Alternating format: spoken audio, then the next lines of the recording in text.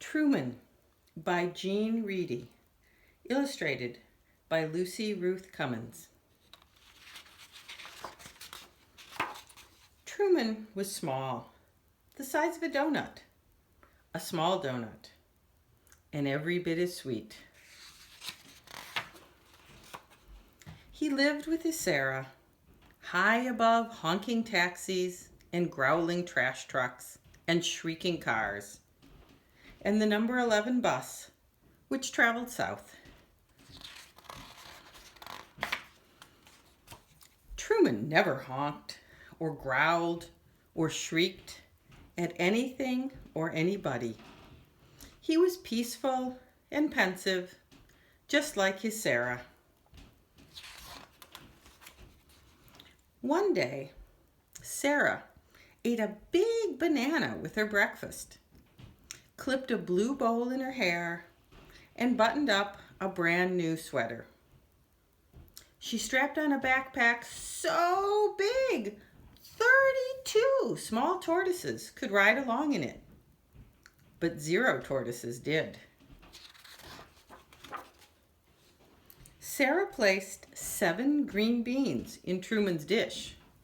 1, 2, 3, 4, 5, 6, 7. 2 more than usual. She kissed her finger and touched it to his shell and whispered, "Be brave."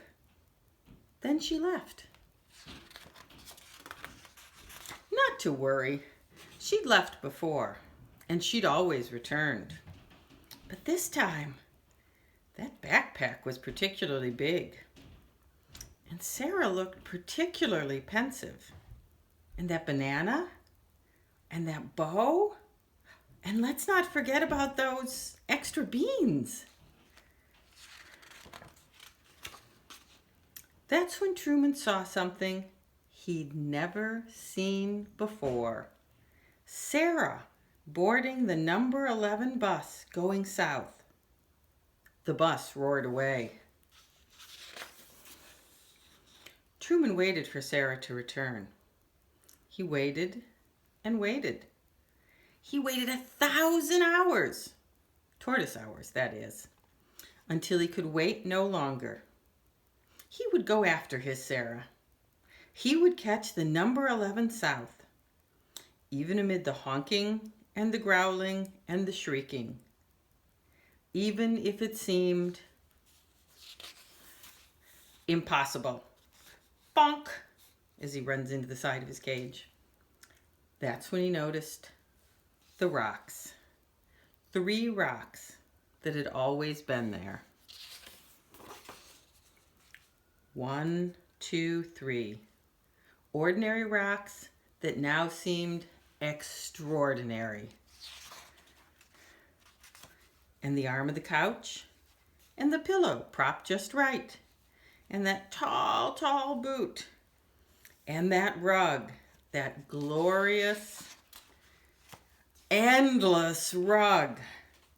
Without Sarah, their home seemed vast and uncharted and unsettling. Truly unsettling.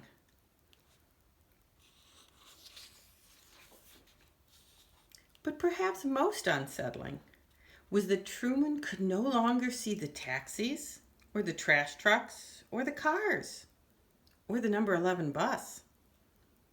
Which way was south anyway? Now the sun hung low like Truman's head and heart. Just then, look what he sees on the floor. And then, vroom, screech, whoosh, up floors and under doors. Truman heard it. A bus. It was time.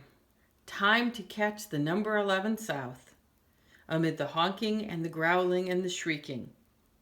Yet standing there in that ray of light, Truman felt peaceful and pensive and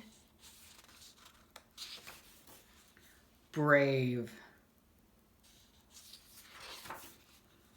But just as he was about to slip under the door, through that opening, barely the size of a small tortoise, look what he sees. Sarah! She spotted him, shining like the sun. Truman! She cried. She scooped him up and said things like, "Oh my goodness! And you! And how did you ever? And amazing!"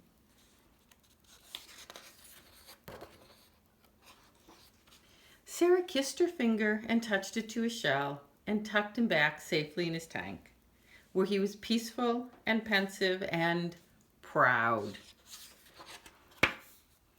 And later, just before bedtime, she read him a story.